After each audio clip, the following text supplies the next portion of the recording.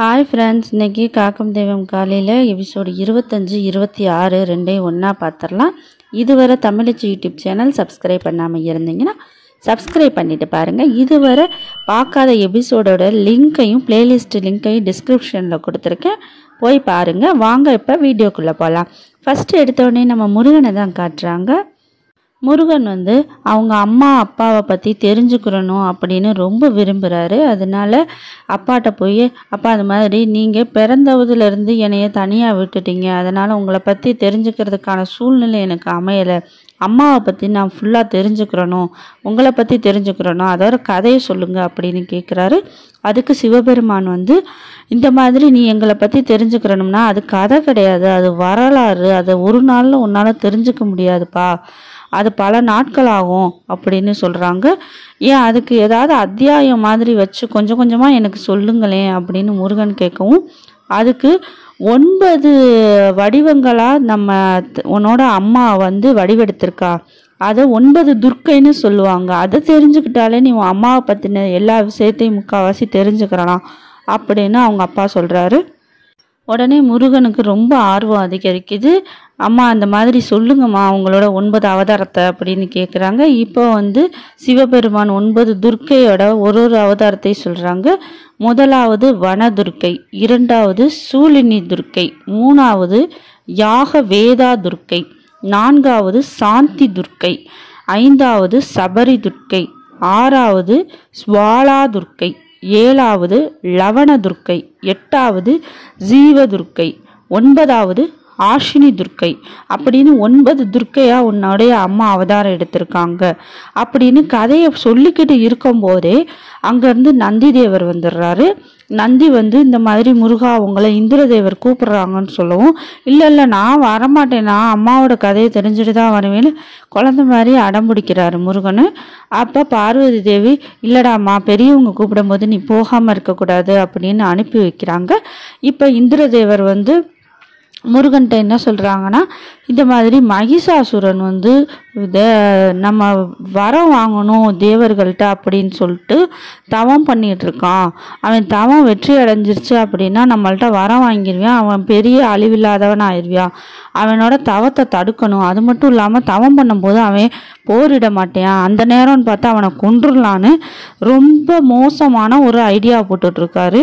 அதுக்கு முருகன் இந்த மாதிரி பண்ணுறது தவறு இந்திரதேவா, ஒருத்தவங்க தவம் பண்ணும்போது அவங்கள கொல்றதுங்கிறது தப்பு, நம்ம அசுரர்களை தானே கொல்றோம், இதனால என்ன இருக்கு, இல்லை அவங்க அசுரர்களாக இருந்தாலும் நம்ம அசுரத்தன்மையோட நடந்துக்கிற கூடாது, நான் ஒரு வீரன், நேருக்கு நேராக போரிட சொல்லுங்க நான் போரிடுறேன், அதை விட்டுட்டு அவர் தவம் பண்ணிக்கிட்டு இருக்காரு, இதான் நல்ல சமயம் கொன்றுலான்னு சொல்லிட்டு என்னை கூப்பிட்டுருக்கிறது ரொம்ப பெரிய தப்பு, என்னால் இதை செய்ய முடியாதுன்னு முருகன் உறுதியாக தடுத்துடுறாரு, உறுதியாக சொல்கிறாரு. ஆனால் இந்திரதேவன் சரி நீங்கள் வரலைன்னா போங்க, நான் இப்போயே போய் அவனை கொல்றேன்னு போகும்போது முருகன் தடுத்துடுறாரு. இந்த மாதிரி எனக்கு உங்களுக்கு பாதுகாப்பு கொடுக்கறது மட்டும் வேலை கிடையாது, உங்களை நல்வழிப்படுத்துறதும் என்னோட வேலை தான், அதனால் முருகனாகிய நான் உங்களை இப்போ தடுத்து தான் ஆகணும், நீங்கள் போகக்கூடாது, இந்த மாதிரி மகிஷாசுரனை கொல்றதுக்கு நான் அனுமதிக்க மாட்டேன், அவன் சண்டை போட்டு வந்தான்னா சொல்லுங்க, அவன் உங்களுக்கு ஏதாவது ஆபத்தை ஏற்படுத்தினானா நீங்கள் போய் கொல்லுங்க, சண்டை போடுங்க, சும்மா அவர் வாட்டுக்கு சாமி கும்பிட்டுக்கிட்டு இருக்கிறவர் போய் இதான் சமயம் முதுகுக்கு பின்னாடி போய் கொல்றது தப்பு இந்திரதேவான்னு எவ்வளவோ முருகன் சொல்லி தடுத்து பார்க்குறாரு. அதுக்கு உடனே இந்திரதேவர் வார்த்தையை விட்டுடுறாரு. ஆமாம் நீங்களும் உங்கள் அம்மாவும் கோலை தானே, இந்த மாதிரி சூழ்நிலையில் எதுவுமே செய்ய மாட்டேங்கன்ற மாதிரி பேசினோடனே முருகனுக்கு பயங்கரமாக கோவம் வந்துருச்சு. நீங்கள் என்னை பற்றி பேசியிருந்தா நான் பேசாமல் இருந்திருப்பேன், நீ என் தாய் பார்வதியை ஏன் இப்படி பேச போச்சுன்னு சொல்லிட்டு ஒரு தாக்குதல் நடத்துகிறாரு. சும்மா சின்ன லேசான தாக்குதல் தான், ஆனால் இந்திரதேவர் கடுமையாக திரும்பவும் தாக்குதல் பண்ணவும் முருகனுக்கு ரொம்ப கோவம் வந்துடுது. நீங்கள் தவறான வழியில் போகிறத என்ன தடுக்காமல் இருக்க முடியாது இந்திரதேவான்னு சொல்லிட்டு தாய் கொடுத்த வேலை வச்சு பயங்கரமாக இந்திரதேவரை முருகர் தாக்கிடுறாரு. அதனால ரொம்ப தூரம் தள்ளி போய் விழுந்த இந்திரதேவர் மூச்சு ஆயிடுறாரு, மூச்சு விடலை, ஆக்சுவலாக செத்த போன மாதிரி ஆயிட்டாரு, அவர் நினைவுகளெல்லாம் இழந்து படுத்த படுக்கையாக கோமாவுக்கு போன மாதிரி ஆயிட்டாரு இந்திரதேவர். இப்போ எல்லா தேவர்களும் இவ்வாறு குடுக்குடுன்னு ஓடி வராங்க. உடனே தாய் பார்வதி என்ன முருகா இப்படி அவசரப்பட்டுட்டே முருகா அப்படின்னு சொல்கிறாங்க. இல்லைம்மா, அவர் இந்த மாதிரி உங்களை தப்பாக பேசவும் என்னால் கோவத்தை கண்ட்ரோல் பண்ண முடியலை அப்படின்னு சொல்லி சிவபெருமான் வேகமா வந்து நீ செஞ்சது ரொம்ப தப்பு அப்படின்றாரு. இதுக்கான தண்டனையும் உனக்கு கிடைக்கும்னு சொல்லவும் பார்வதி தேவி இல்லைங்க, இவன் பக்கத்தில் இருந்து நியாயத்தை யோசிச்சு பாருங்க, அம்மாக்காக தானே பண்ண, என்ன நீ அம்மா அம்மான்னு சொல்லிட்டு இருக்க, என்னால் இப்போ அப்பா ஸ்தானத்துலேருந்து யோசிக்க முடியாது. நான் ஒரு தேவர்களோட தலைவராக இருக்கிற இந்திரதேவனை கொன்னனால நான் இப்போ சிவபெருமானான ஸ்நானத்திலிருந்து தான் யோசிக்க முடியும். என்னதான் நீனு பாசத்தை கொட்டுனாலும் நம்ம பாசமாக இருந்தாலும் அவன் செஞ்ச தப்பை வந்து மன்னிக்க முடியாது.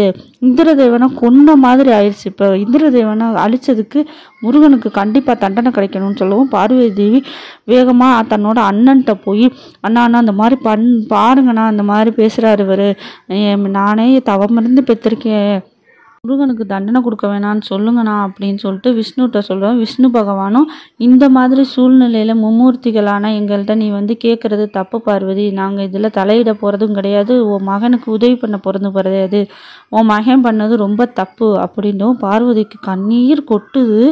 எந்த தாயி தாங்க அழுகாமல் இருப்பா, தான் மகனை இவ்வளோக்கு தண்டனை கொடுக்க போகிறாங்கன்னு சொல்லும்போது இப்போ அந்த பக்கத்து ஒரே குஷியும் கொண்டாட்டமாக இருக்குது அசுரர்களுக்கு. ஆகா, என்னடா நடந்துட்டு இருக்கு இங்கே, தேவர் இந்திரதேவர் வந்து நம்மளை கொல்லணும்னு சொல்லும்போது தேவர்களில் ஒருத்தரே முருகனை தடுத்திருக்காரா, இதெல்லாம் நம்புற மாதிரியே இல்லையே. ஆனால் என்ன நடந்தா என்னடா, நமக்கு இவங்க செய்கிற ஒன்று சாதகமாக தான் இருக்குது அப்படின்னு ரொம்ப ஹாப்பியாக இருக்காங்க. இப்போ வந்து எப்படியோ இந்திரதேவன் இறந்துட்டான்ல, அதுவே போதும் அப்படின்னு இந்த அசுரர்கள் ரொம்ப மோசமாக ஜாலியாக ஆட்டம் போட்டுட்டு இருக்கையில திரும்ப இங்கே சிவபெருமானை தான் காட்டுறாங்க. சிவபெருமான் வந்து முருகனுக்கு தண்டனை கொடுக்கறதுல ரொம்ப உறுதியாக இருக்காங்க. சரி, உடனே முருகன் வந்து அதை ஏற்றுக்கிறாரு. அப்போ அந்த மாதிரி நான் செஞ்சது தவறு தான், என்னோட ஆயுதத்தை என்னோட சக்தியை கட்டுப்படுத்துறதுக்கு நான் தெரிஞ்சிருக்கணும், அதை தெரியாமல் விட்டுட்டேன், நான் செஞ்சது தப்பு தான், அவ்வளோ பெரியவங்கள தாக்கியிருக்கக்கூடாது, அதனால் நீங்கள் எனக்கு என்ன தண்டனை கொடுத்தாலும் சரிப்பா நான் ஏற்றுக்கிறேன் அப்படின்னு ஒரு உறுதியான இதுக்கு வந்துடுறாரு. உடனே சிவபெருமான் உனக்கான தண்டனை என்னன்னா, இந்த மாதிரி இந்திரதேவர் வந்து எல்லாத்தையும் மறந்துட்டு சுயநிலைவை இழந்துட்டு படுத்திருக்காரு, அதே மாதிரி நீயும் இவ்வளோ நாள் உனக்கு என்னென்ன நடந்துச்சோ பிறந்ததுலேருந்து எல்லா நினைவுகளையும் நீ இழந்துருவ அப்படின்ட்டு சாபம் கொடுக்குறாரு, அதாவது தண்டனை கொடுக்குறாரு. உடனே பார்வதி தேவி சிவபெருமானை பார்த்து இந்த மாதிரி இந்திரதேவர் மறுபடியும் உயிர்ப்பிக்கிறதுக்கு வழியே இல்லையாங்க அப்படின்னா, வழி இருக்குது, ஏன்னா நான் திரும்ப உயிர்ப்பிக்க தான் செய்வேன், ஏன்னா இந்திரதேவர் வந்து தேவர்களுக்கெல்லாம் ராஜா, அதனால் அவர் தேவை கடமைக்கு அப்படின்னு சொல்லவும் சரி அப்போனா நம்ம இது முருகனுக்கு அப்போ தண்டனை இல்லாமல் பண்ணலாம்ல, அது எப்படி பண்ண முடியும், அவன் பண்ண தப்புக்கு கண்டிப்பாக தண்டனை கொடுக்கத்தே ஆகணும் அப்படின்ட்டவும் சரி அப்படின்னா எனக்கு நீங்கள் அந்த தண்டனையை கொடுங்க அப்படின்னு பார்வதி தேவி டக்குன்னு சொல்கிறாங்க. ஏம்மா நீ இது மாதிரி கேட்குற அப்படின்னா, நான் தானே முருகனோட அம்மா, முருகனுக்கு வேல் கொடுத்தது நான் தானே, பயிற்சி கொடுத்தது நான் தானே, அப்போனா கோவத்தை கண்ட்ரோல் பண்ண சொல்லி கொடுத்துருக்கணும், அதை சொல்லி கொடுக்காம விட்டுட்டேன், அதனால் தண்டனை முருகனுக்கு இல்லை எனக்கு தான் கிடச்சாகணும் அப்படின்னு பார்வதி சொல்ல விட்டையும் அப்போ எப்படி முருகன் திருந்துவான் அப்படின்னு கேட்கும்போது, நீங்கள் எனக்கு கொடுக்குற தண்டனையை பார்த்தே முருகன் திருந்திடுவான், இதுக்கு மேலே அவன் தப்பு பண்ணவே மாட்டான், எந்த மகன் முன்னாடி தாய் தண்டனை அனுபவிக்கும் போது திருந்தாமல் இருப்பான்னு நினைக்கிறீங்க அப்படின்னு பார்வதி தேவி சொல்லவும் இப்போ நம்ம சிவபெருமானுக்கு கண்ணு கலங்குது. இல்லைம்மா நீ மறுபடியும் என்னை விட்டு பிரிய போறியா அப்படின்னா, ஆமாம் நான் எல்லாத்தையும் மறந்துட்டு உங்களை எல்லாரையும் மறந்துட்டு நான் இருந்தாலும் திரும்ப என்னைய தேடி வருவீங்கன்னு எனக்கு தெரியுங்க, இந்த தண்டனை எனக்கானது இல்லை உங்களுக்கானதுன்னு எனக்கு புரியுதுங்க, ஆனால் முருகனுக்கு தண்டனை கொடுக்கறது எனக்கு மனசாட்சி ஒத்துக்கலை, அதனால் நீங்கள் எனக்கு தண்டனை கொடுங்க, முருகனுக்கு என்ன தண்டனை கொடுக்குறீங்களோ அதை எனக்கு கொடுங்க, நான் ஏற்றுக்கிறேன். இப்போ ஒரு தாய் வந்து குழந்தைய வளர்க்குறதுல தப்பு பண்ணா அப்படின்னா தாய்க்கு தான் தண்டனை கிடக்கணுமே தவிர குழந்தைக்கு இல்லை அப்படின்னு பார்வதி தேவி உறுதியாக அவங்க முடிவை சொன்னதுக்கப்புறம் சிவபெருமானால் மறுத்து பேசவே முடியலை. உடனே சிவபெருமானும் பார்வதி தேவிக்கு எல்லாத்தையும் மறக்கணும் அப்படின்னு சொல்லிட்டு தண்டனையையும் கொடுத்துட்றாரு. இப்போ அதுக்கு முன்னாடி இந்திரதேவனை மறுபடியும் உயிர்ப்பிக்க வைக்கணும்னு சொல்லிட்டு மும்மூர்த்திகளும் பார்வதி தேவி எல்லாரும் அவங்க சக்தியை திருட்டி இந்திரதேவனை உயிர்ப்பிச்சிடுறாங்க. உடனே இந்திரதேவன் வந்த உடனேயும் விஷ்ணு பகவான் இந்த மாதிரி நீ செஞ்ச ஒரு காரியத்தினால, நீ செஞ்ச அனர்த்தமான செயலால் என்ன நடந்துச்சு தெரியுமா இந்திரதேவா, ஒரு தாய் அவங்க மகன்கிட்ட இருந்தோ ஒரு மனைவியை அவங்க கணவர்கிட்ட இருந்து பிரிச்சிருக்க அப்படின்றவும் என்னை மன்னிச்சிருங்க நான் தெரியாமல் செஞ்சுட்டேன் அப்படின்றவும் இதுக்கான தண்டனையை நீ கண்டிப்பாக அனுபவிச்சு எப்பயாவது ஒரு நாள் அப்படின்னு சொல்லிட்டு போயிடுறாங்க எல்லாரும். அதே இந்த பக்கம் சிவபெருமான் ரொம்ப சோகமா கவலையில தனிமையில இந்த மாதிரி நம்ம மனைவி நம்மளை விட்டு மறுபடியும் போறாளான்னு ஏக்கத்தோட உட்காந்துட்டு இருக்காரு. இத பூரா பார்வதி தேவி பாக்குறாங்க, சமாதானப்படுத்துறதுக்காக போறாங்க. நீங்க எதுக்குங்க கவலைப்படுறீங்க, எதுக்கு கவலைப்படாதீங்க. நம்ம எவ்வளவு தூரம் பிரிஞ்சிருந்தாலும் நமக்குள்ள உள்ள காதல், நமக்குள்ள உள்ள அன்பு நம்ம 2 பேரும் ஒன்று சேர்க்குங்க. நீங்க எப்படினாலும் என்னை தேடி வருவீங்க. நான் எல்லாத்தையும் மறந்துட்டு பூலோகத்துல மறுபடியும் பிறக்க போறேன். ஏற்கனவே ஒரு தடவை நான் உங்களை தேடி வந்தேன், சிவனை தேடி வந்தேன். ஆனா இப்ப நீங்க என்ன தேடி வர போறீங்க, அதனால எனக்கு சந்தோஷம்தான். ஆனா நான் எல்லாத்தையும் மறந்தனால எனக்கு எந்த கவலையும் இருக்க போறதில்ல. நீங்க எல்லா நினைவுகளோட இருக்கிறதுனால எனக்கு நினைவை ஊட்டணுங்கிறதுக்காக ரொம்ப சிரமப்படுவீங்க. அதனால இந்த பயணம் உங்களுக்கான பயணங்க. நீங்க எப்படியாச்சும் என்னைய கண்டுபிடிச்சு திரும்ப கூட்டிட்டு வந்துருவீங்களாங்க அப்படின்னு பார்வதி தேவி அழுதுகிட்டே பேசுறாங்க.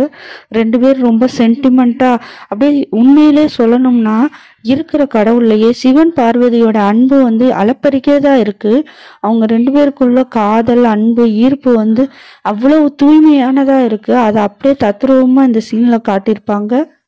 இப்ப பார்வதி தேவி கைலாயத்திலிருந்து பூலோகத்துக்கு ஒரு குழந்தை வடிவில் வராங்க. இதோட இந்த எபிசோடு முடியுது.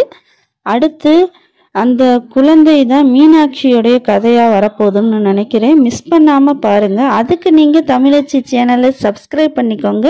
மறக்காம பெல் ஐக்கானை கிளிக் பண்ணுங்க. அப்பனாதான் இந்த எபிசோட உங்களுக்கு சுவாரஸ்யமான தகவலையும் சுவாரஸ்யமான சீனையும் பார்க்கலாம்.